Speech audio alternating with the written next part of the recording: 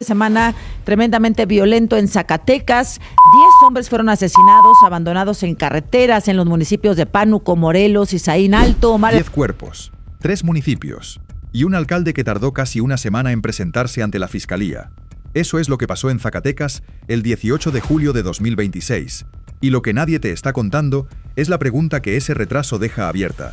¿Qué sabía el gobierno municipal de Fresnillo antes de que aparecieran esos cuerpos colgados de un puente? Mientras tanto, a 1.500 kilómetros de ahí, Washington acusa a otro gobernador mexicano, en funciones, de tener nexos con el crimen organizado.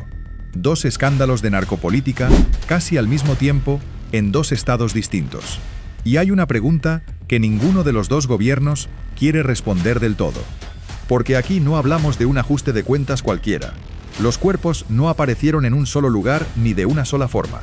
5 quedaron colgados de un puente en la carretera federal que va de Zacatecas a Saltillo, con cartulinas escritas encima.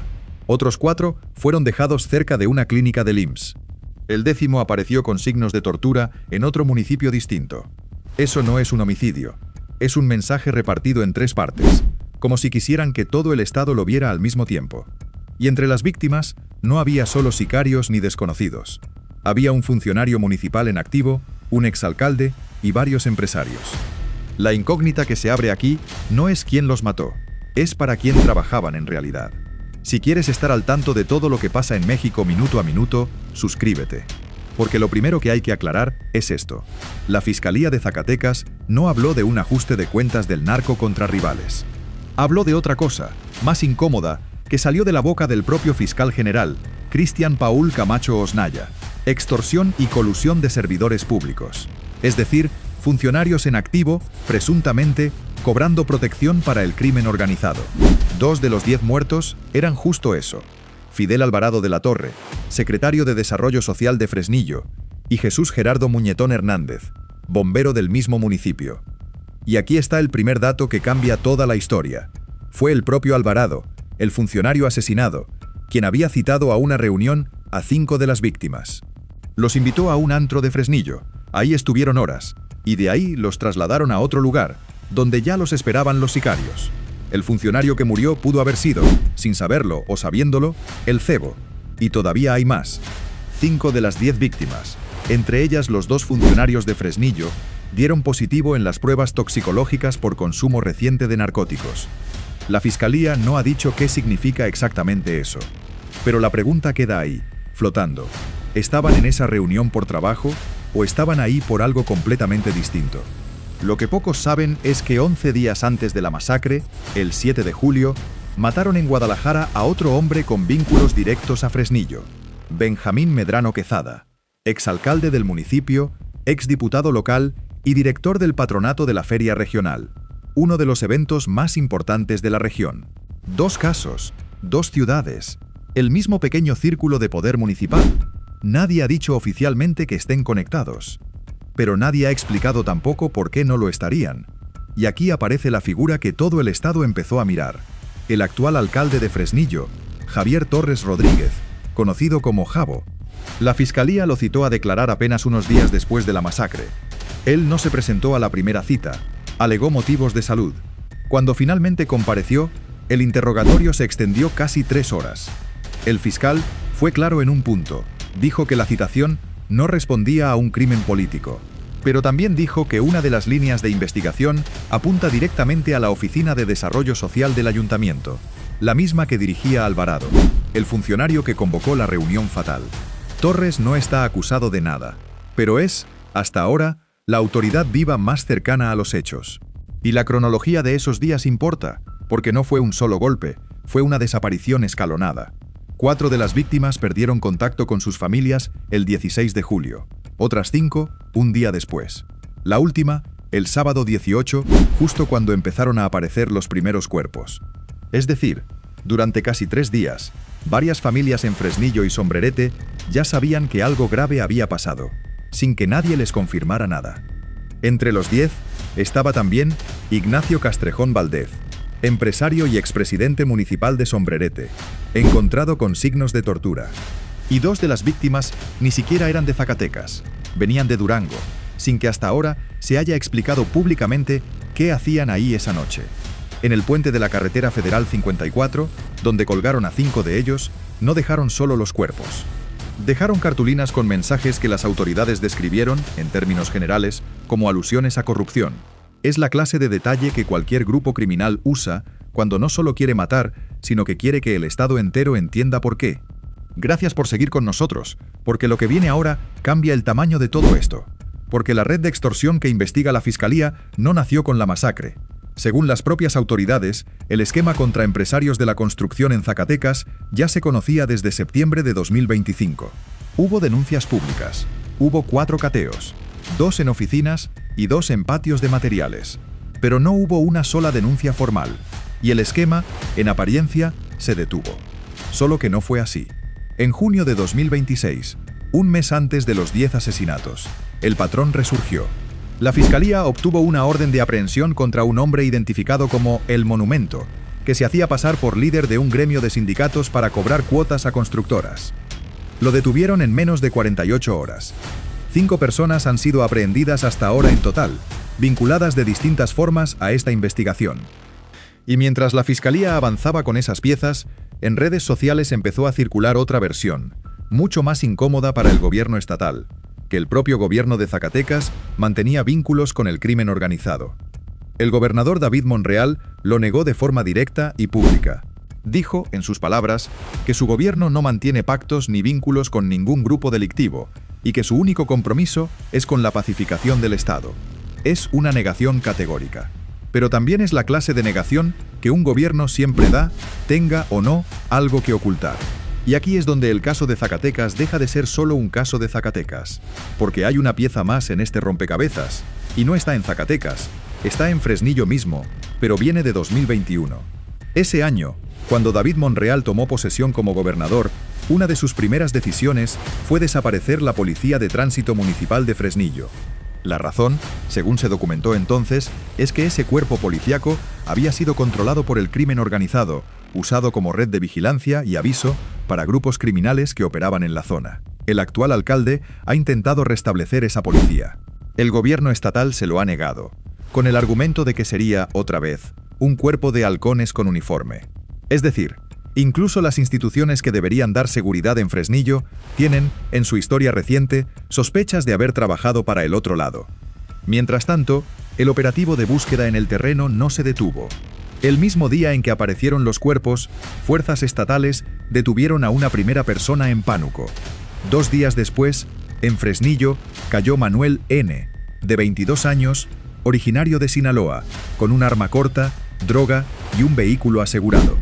Las autoridades no descartaron su participación directa en la masacre, y participaron en ese despliegue no solo la Policía Estatal, sino el Ejército y la Guardia Nacional, lo que da una medida de qué tan en serio se tomó el gobierno estatal la posibilidad de que esto se le saliera de las manos.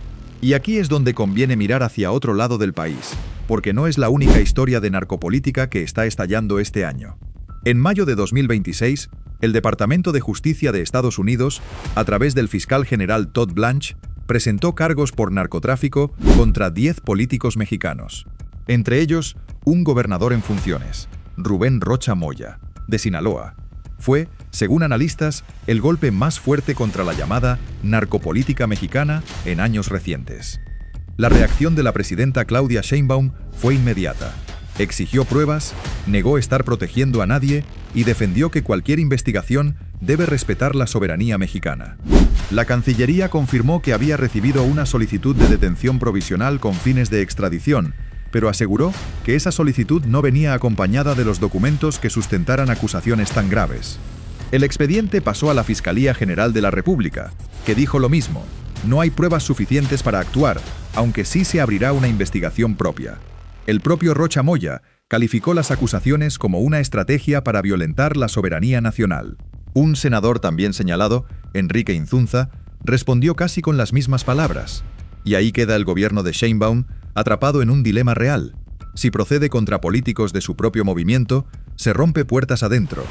Si se niega, Washington ya adelantó que vendrán más señalamientos contra más políticos mexicanos.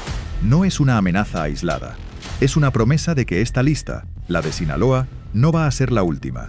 Y si has llegado hasta aquí, presta atención, porque este es el punto donde las dos historias se cruzan sin ser la misma historia. Zacatecas y Sinaloa no son el mismo caso. No hay ningún documento, ninguna declaración oficial que diga que la masacre de Fresnillo prueba las acusaciones del Departamento de Justicia contra el gobernador de Sinaloa. Quien te diga eso, te está vendiendo una conexión que no existe. Lo que sí existe, y es real, es un patrón. Dos gobiernos estatales de México, en el mismo año, enfrentando la misma sospecha desde direcciones distintas. Uno, señalado desde fuera, por Washington, con una acusación que ni siquiera el propio gobierno mexicano ha podido confirmar con pruebas. El otro, señalado desde dentro, por su propia fiscalía, que documentó una red de extorsión con colusión de funcionarios municipales sin necesidad de que ningún gobierno extranjero se lo dijera. Son dos maneras distintas de llegar a la misma pregunta incómoda. ¿Hasta qué nivel de gobierno llega, realmente, el pacto entre política y crimen organizado en México? Y esa pregunta no la responde un fiscal estatal ni un comunicado de la Cancillería. La responde, en todo caso, lo que pase con la investigación de Fresnillo en los próximos meses. Porque hasta ahora, lo único plenamente confirmado es esto. Dos funcionarios municipales en activo aparecieron muertos, colgados o abandonados, junto a empresarios y un exalcalde, después de acudir a una reunión convocada por uno de ellos mismos. La Fiscalía habla de extorsión al sector de la construcción, activa desde 2025 y reactivada apenas un mes antes de la masacre. 5 personas detenidas. Un alcalde citado, que llegó tarde y salió sin cargos. Y un gobernador que niega, con las mismas palabras que usan casi todos los gobernadores cuando los señalan, tener cualquier vínculo con el crimen organizado. Lo que no está confirmado, y aquí hay que ser honestos, es todo lo demás. No está confirmado que el alcalde de Fresnillo supiera lo que iba a pasar en esa reunión. No está confirmado que el gobierno estatal de Zacatecas tenga pactos con ningún grupo criminal, más allá de la sospecha que él mismo salió a desmentir. Y no está confirmado, tampoco, que las acusaciones de Estados Unidos contra el gobernador de Sinaloa tengan sustento suficiente para una extradición. Ni el propio gobierno mexicano ha recibido, según dice, las pruebas que las respalden. Lo que sí queda, al final de todo esto, es una imagen que no necesita adornos. Un funcionario que cita a una reunión a la que nunca debió llegar. Un puente en la carretera a Saltillo, con 5 cuerpos colgando y un mensaje escrito encima. Un gobernador en Zacatecas que dice que no hay pacto. Un gobernador en Sinaloa que dice que todo es una conspiración contra la soberanía. Y en medio de las dos versiones, una fiscalía estatal que sin necesidad de ningún fiscal extranjero, terminó documentando por su cuenta exactamente el tipo de colusión que Washington lleva meses insinuando que existe en algún lugar de México. No en el mismo caso, no con el mismo nombre, pero con la misma sombra. La investigación de Fresnillo sigue abierta. El expediente de Sinaloa también. Y mientras ninguno de los dos cierre, la pregunta que de verdad importa no es quién mató a esas 10 personas en Zacatecas, es cuántos casos como este existen ya, en otros estados, esperando a que alguien encuentre el puente correcto. Piénsalo así. En Sinaloa, la sospecha vino de afuera, con un fiscal extranjero señalando a un gobernador sin mostrar, según el propio gobierno mexicano, las pruebas que la sostengan. En Zacatecas, la sospecha nació adentro, documentada por una fiscalía estatal que no necesitó que nadie desde Washington se lo dijera. 2 velocidades distintas, 2 idiomas distintos, para hablar de lo mismo. La distancia cada vez más corta entre un cargo público y una organización criminal. Y esa distancia no se mide en comunicados ni en negaciones oficiales. Se mide en cosas como esta.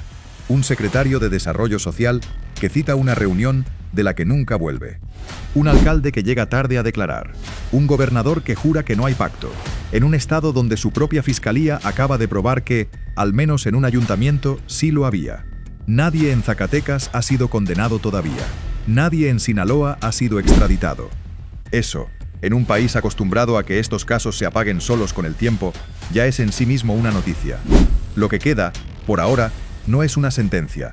Es una advertencia con nombre y apellido, colgada de un puente en la carretera a Saltillo, para que nadie diga después que no la vio venir.